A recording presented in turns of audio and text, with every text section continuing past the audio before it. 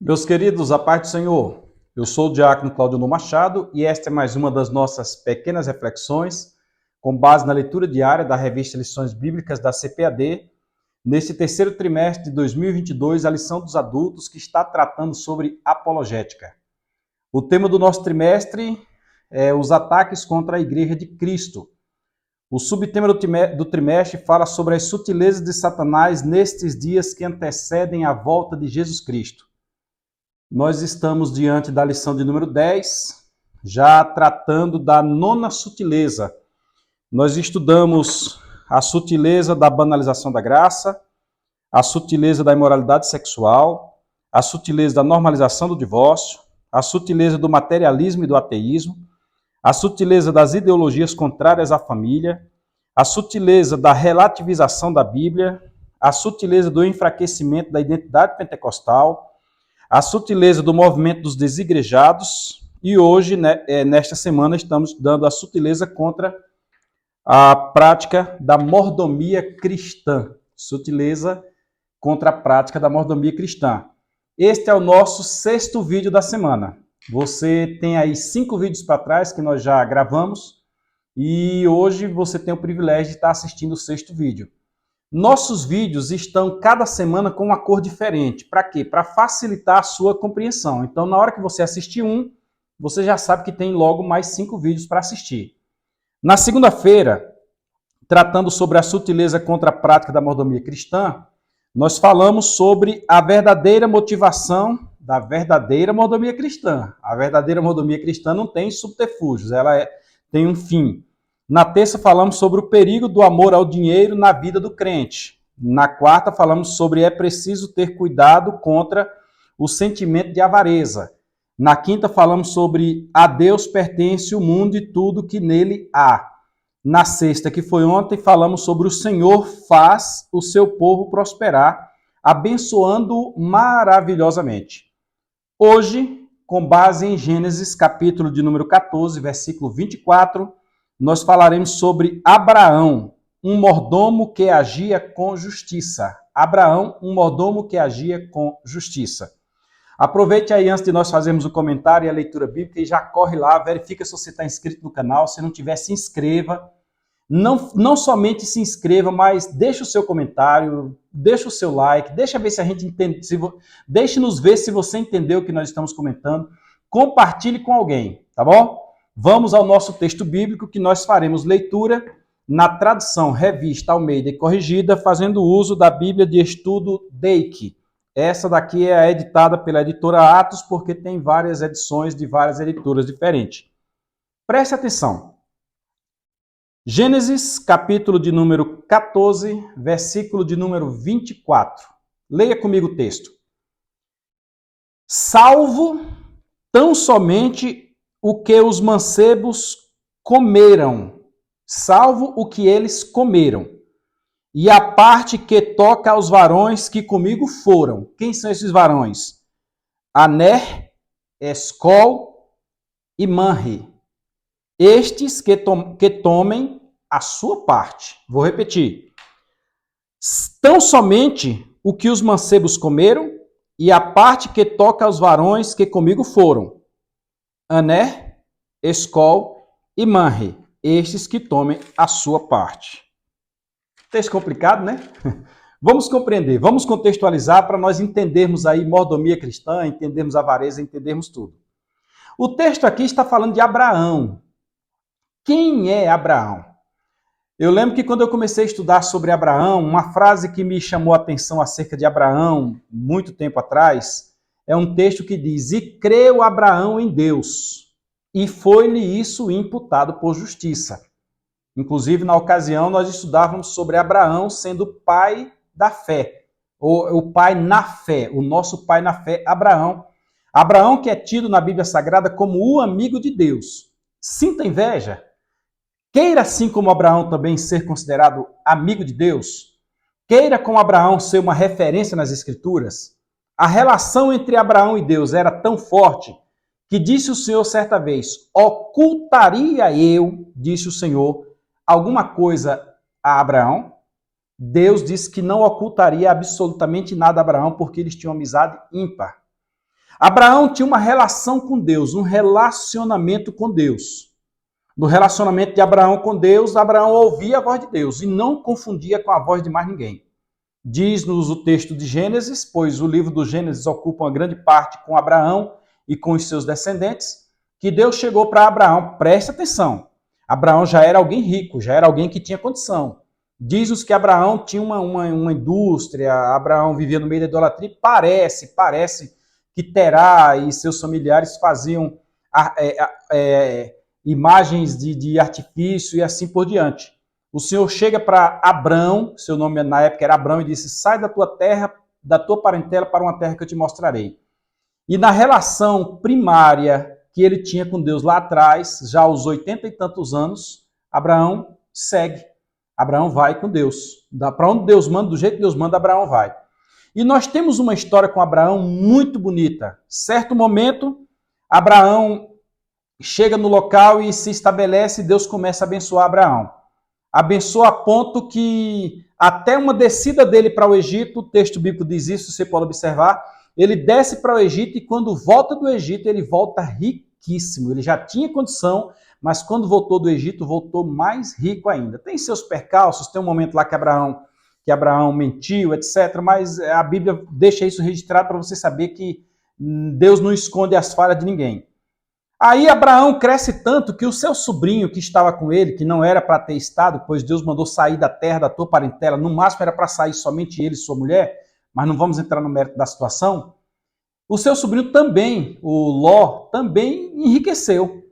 E num dado momento, os pastores de Ló começaram a discutir com os pastores de Abraão.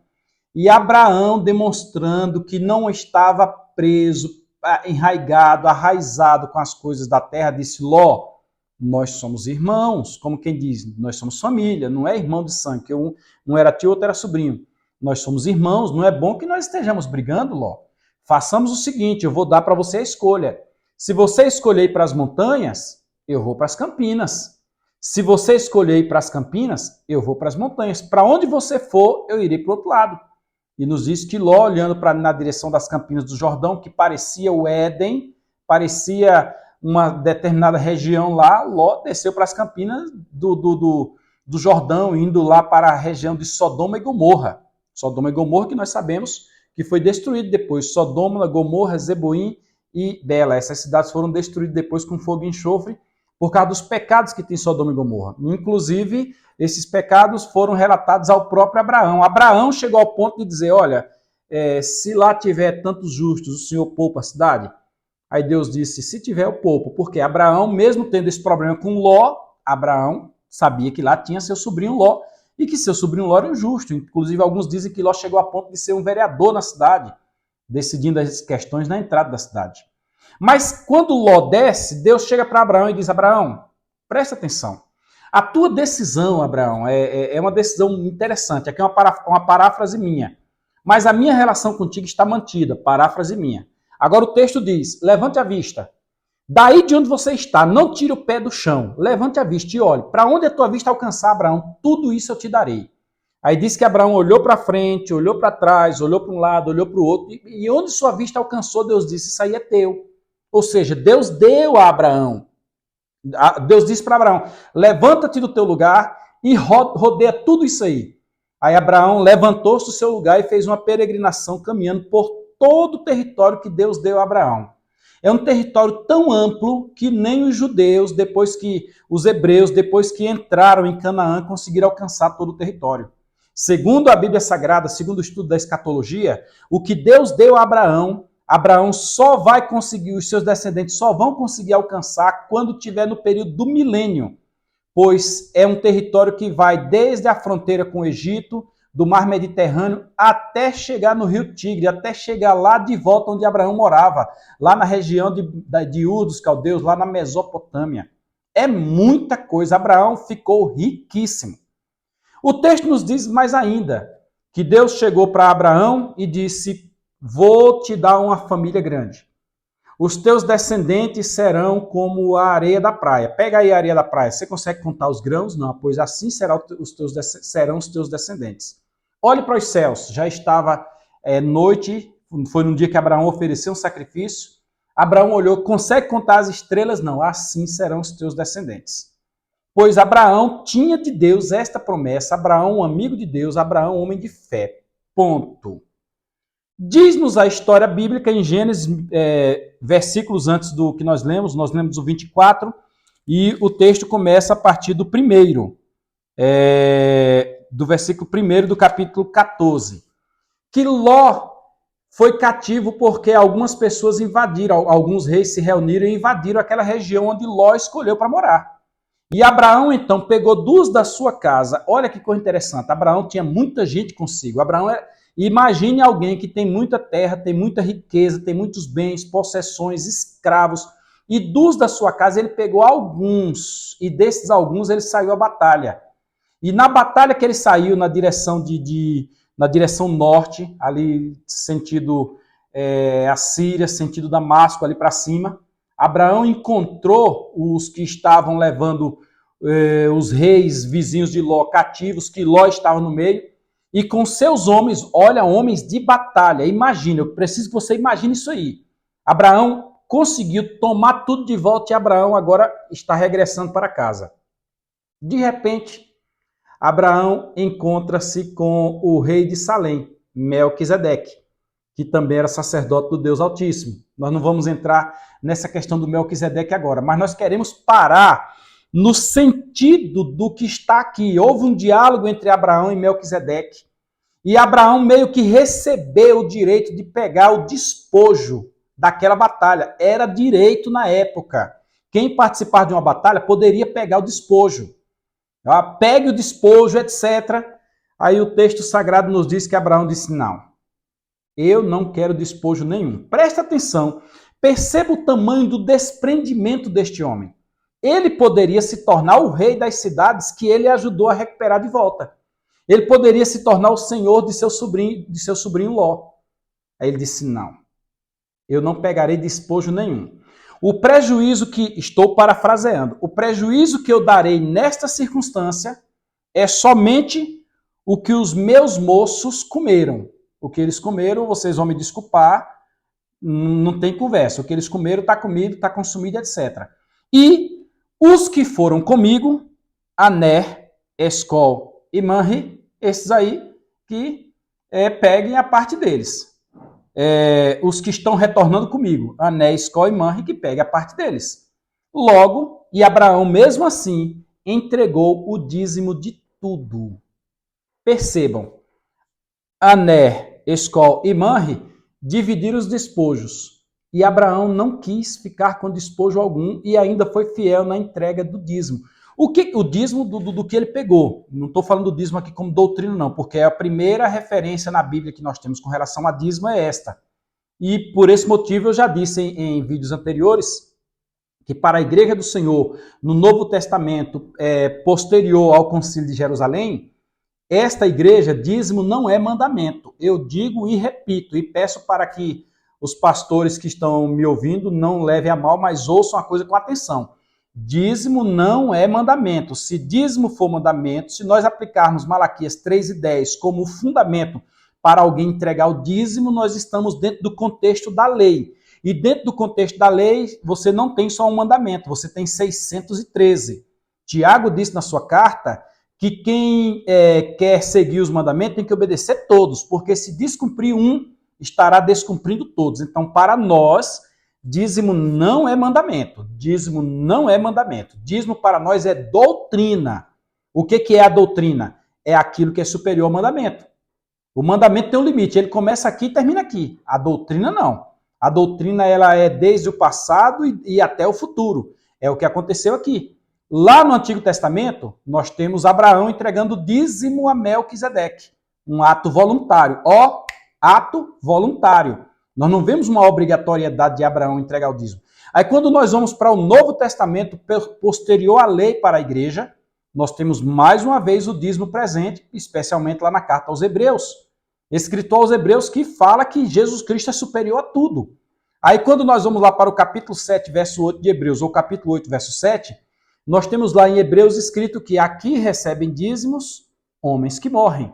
Mas ali recebe dízimo aquele de quem se diz que é eterno. Logo, no melhor entendimento da situação, o dízimo permanece no Novo Testamento, não como uma obrigação, mas como um ato de fé.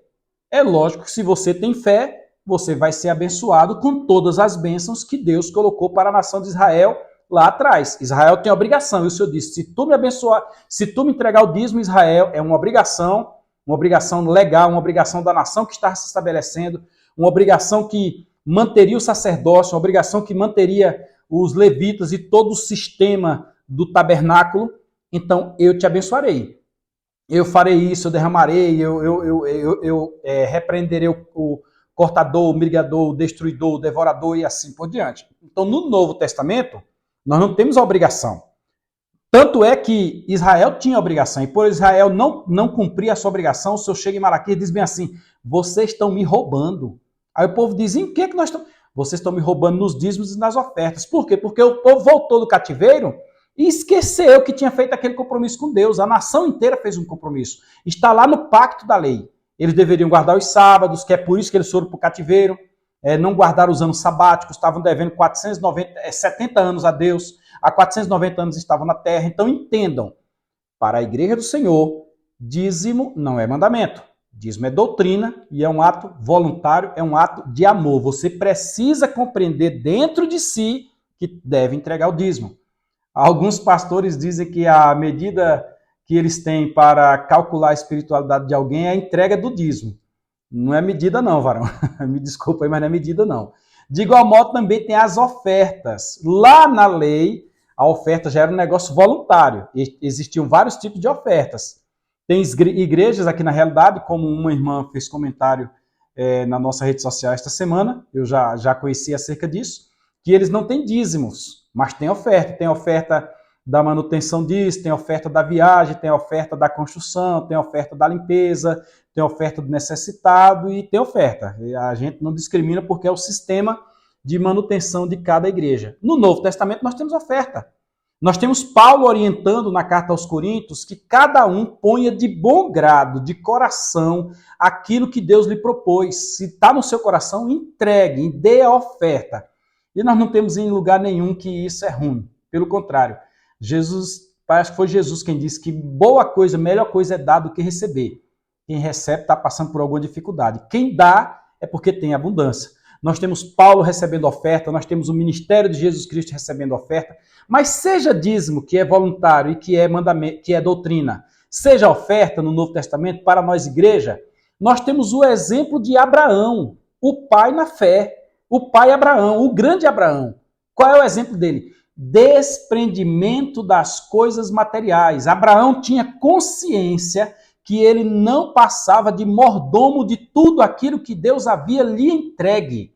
Por mais que Abraão estivesse rico, Deus ainda estava lhe dando muito mais coisas e Abraão não viveu sob a usura.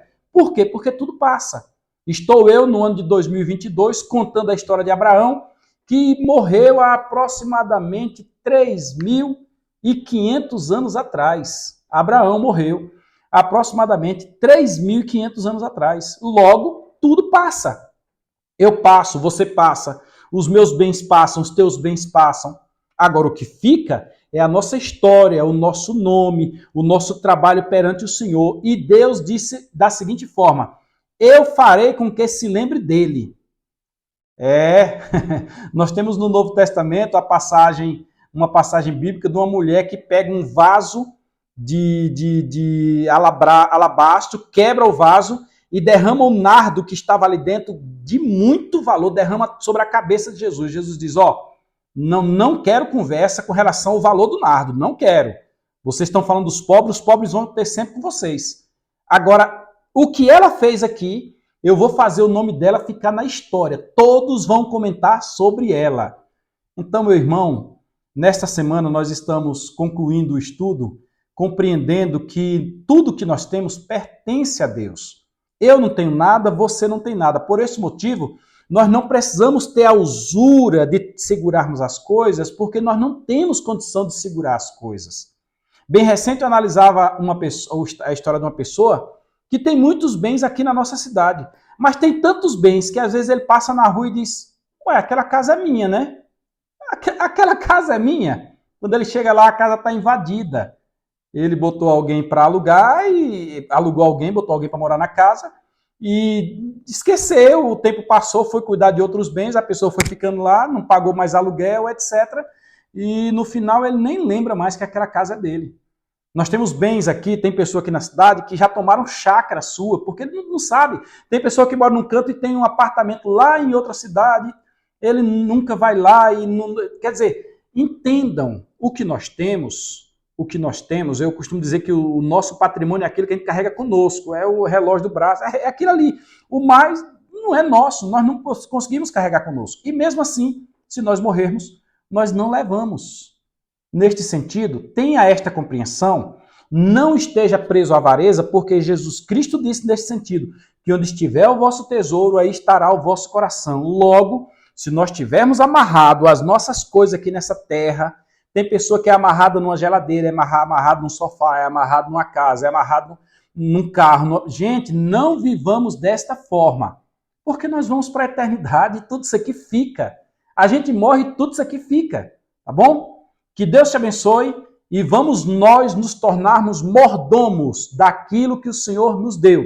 E amanhã na Escola Bíblica Dominical estaremos estudando a sutileza de Satanás contra a prática da mordomia cristã. Pelo contrário, Deus quer que você seja mordomo.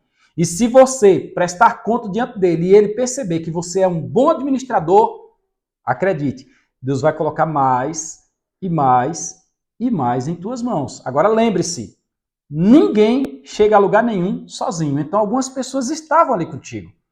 Infelizmente eu registro aqui, sem citar o nome de ninguém, alguns pastores, né? Aqui o ensino é bíblico, então vamos lá para pastores. Pastores que começaram pequenos, a igreja era pequena, tal, aí as pessoas, os obreiros ajudaram ele, aí ele cresceu. À medida que cresceu, foi tirando os obreiros fora assim para... Não é assim, meu irmão. Isso é um exemplo de avareza. Não faça isso. Lembrai-vos daqueles que sempre estiveram convosco. Eu tenho uma passagem bíblica que, determinado dia, o rei lá em Suzã perdeu o sono e foi ler os anais e, de repente, encontrou a história de Mardoqueu. Aí ele estava lendo e disse, vem cá, o que foi feito a este judeu Mardoqueu? Então, que você lembre daqueles que te ajudaram a crescer. Não seja usurento, avarento e se torne um mordomo cuidando dos demais servos. Que Deus abençoe a todos vocês e se inscreva no nosso canal, compartilhe, curta, porque amanhã na Escola Dominical nós teremos um ponto aqui muito bom. No primeiro ponto vamos falar sobre conhecendo o Evangelho da barganha. Eita, eu vou deixar para você assistir essa daí na sala de aula, tá bom? A próxima semana, querendo Deus, nós falaremos sobre o tema a sutileza das mídias sociais. Vamos ver o que as mídias sociais estão trazendo. Fiquem todos com a paz do Senhor, uma boa semana, Deus abençoe a todos, continue orando por nós, pois o inimigo não gosta quando nós fazemos isto aqui e já tem levantado algumas, mas a gente tem vencido. Paz do Senhor, Deus abençoe a todos.